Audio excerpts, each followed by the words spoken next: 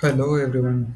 Today we are going to see another interesting topic, which is we are going to discuss today about one of the features provided by the Visual Studio, which we as a software developer use almost on a day-to-day basis. Therefore, this is called code snippets. Therefore, let's try to understand today what happens underneath when we try type in a code snippet and how it gets expanded into an extensive piece of code and how that happens and whether is there any way to configure that particular behavior or default behavior can be changed. Let's try to explore means how this can be found out or where that particular code is defined for a particular code snippet.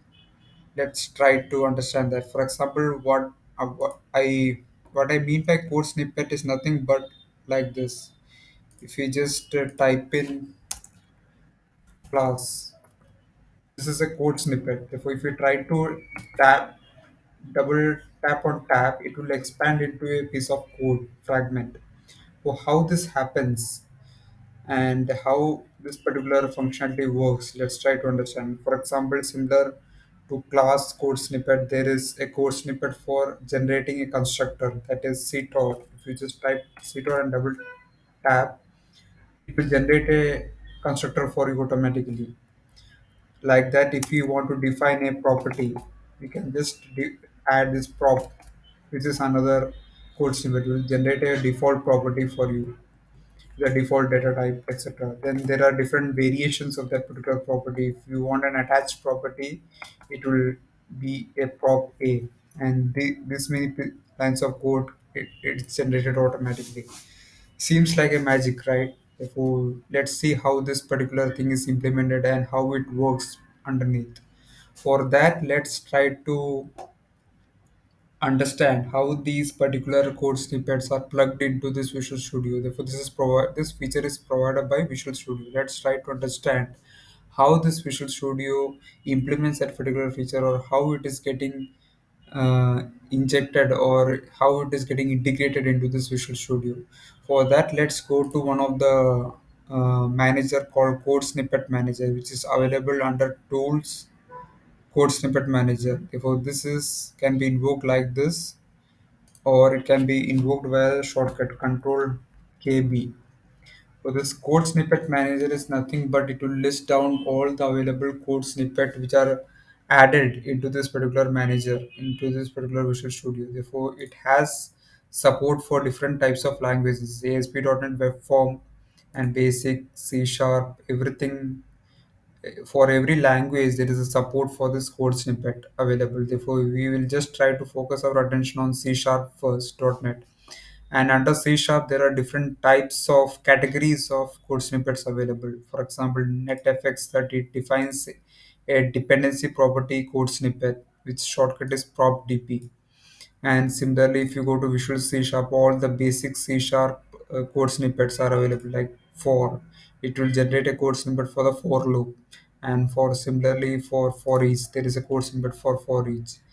For like that, there are a lot of code snippets which are defined for each of these categories. And in under the refactoring category, there are different things that event stub field, event stub property. I guess most of these code snippets we are not even aware of. Means these are all there are some advanced code snippet properties which are there, which which we don't use often. Only some common code snippet like this class code snippet, constructor code snippet, property code snippet, etc. we use on a day-to-day basis. Therefore, we are much more familiar with those code snippets. Let's try to understand. Let's try to focus our attention on one of the code snippet and try to see how that particular code snippet is implemented or how that particular code snippet is defined. Let's try to understand that. For example, for that, we'll just try to uh, click on this class code snippet. So once you click on the class code snippet, we can see that there is a metadata associated with that particular code snippet. Like there is a description for that code snippet. That is, it describes that this is a code snippet defined for a class. and the shortcut for that particular code snippet is class. Means we have to type in class in the editor and try to double tap, it will expand into its corresponding code. Therefore, snippet types is expansion and surrounds with this is a particular snippet type which we can uh, dig deep into. Therefore, author means who is the publisher of this particular code snippet, who actually defined this code snippet, that is defined it here. Once you click on this class, we can go to this particular location field which is defined there. Therefore, we can see that this particular class code snippet is defined here in the file called class.snippet. Therefore, we will just go to this particular directory first. Go to Control R and go to this directory. So this directory gets expanded. Therefore, as you can see in this particular directory, there are a lot of code snippets available, which ends with the extension dot snippet. Therefore, there are this class dot snippet. This is what defines our class snippet. So once we try to open with a notepad, simple notepad.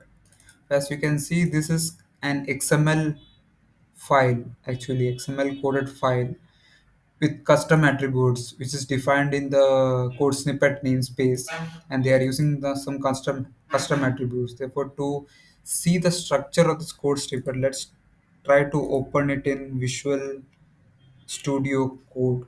That will be much more structural. Therefore, VS Code, I will try to open it up in, yeah, Visual Studio Code. For, yeah, yes. Therefore, by opening in Visual Studio Code, the advantage here is we will be able to uh, collapse certain blocks of XML code. That will be much easier to understand. Therefore, this code snippet, we just try to collapse it. And we can see that this code snippet can contain multiple code snippets underneath. Therefore, you can see this is one of the code snippet which is defined. Let's try to see what code snippet it is. For code snippet, this format is default format, and this header, it contains two main sections, header and snippet section. Therefore, header mainly defines the metadata of the particular snippet, that is title of the particular snippet, shortcut of the snippet, description of the snippet, and author, who is the publisher of this particular snippet. And the snippet types that we have seen in the metadata description in the snippet manager. So in the snippet section, the main part of the snippet section is this particular code part.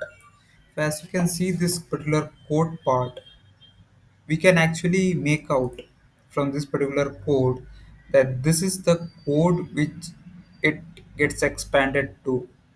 Therefore, this is the which I am highlighting it here. So this is the code which gets generated when we type in that particular code snippet and press on double tap.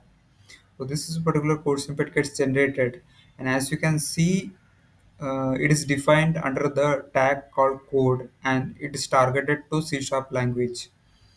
And as you can see, they have used one variable called name. Therefore, as you can see, this particular variable is defined inside this declaration section. Therefore, there is a section called declaration, and inside the declaration section there are different types of declarations which we can do. One of the type is that literal declaration.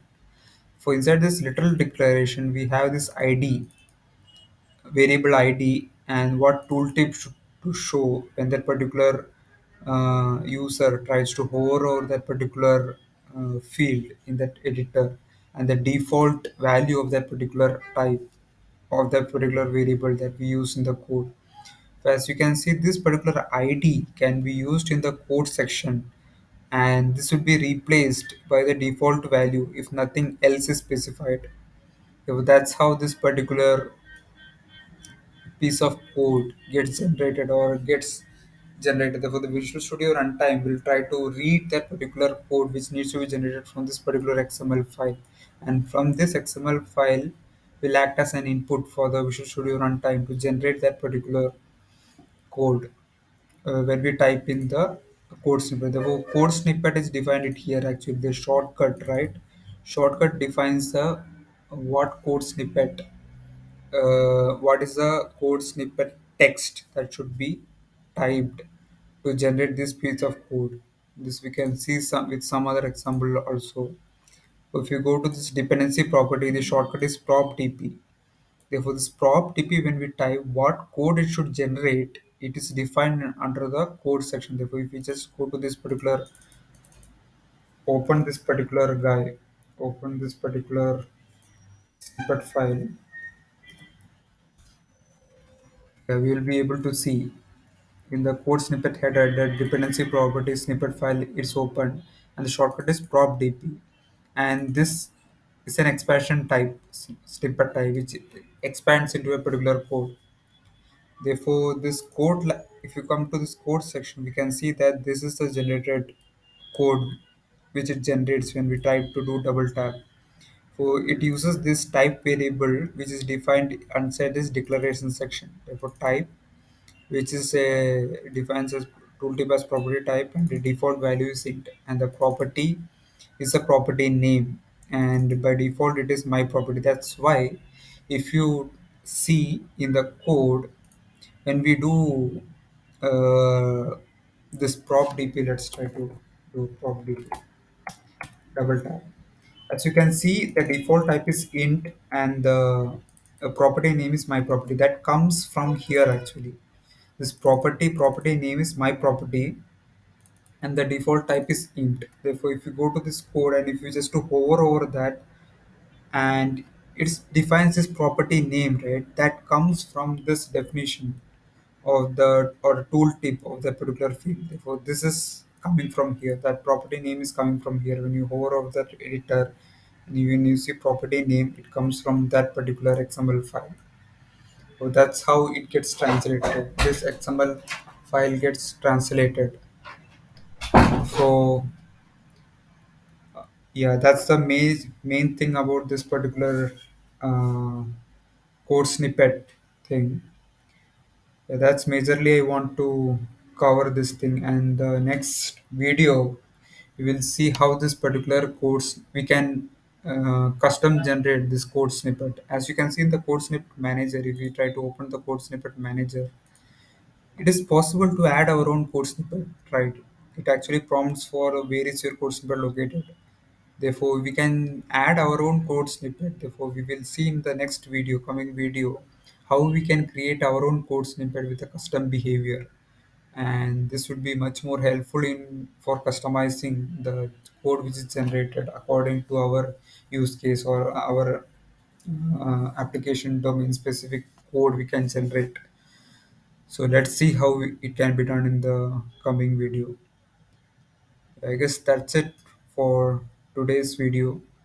And if you like the content, please do share it with your colleagues and friends, and try to click on like, subscribe on this particular channel to get notification on these kind of videos in the future. And try to comment on what topics you are interested on to and if you want clarification on that particular topic, you can add those comment. I will be going through those comment and try to create content on it if I know that content properly. Yeah, thank you. Thanks all for joining in.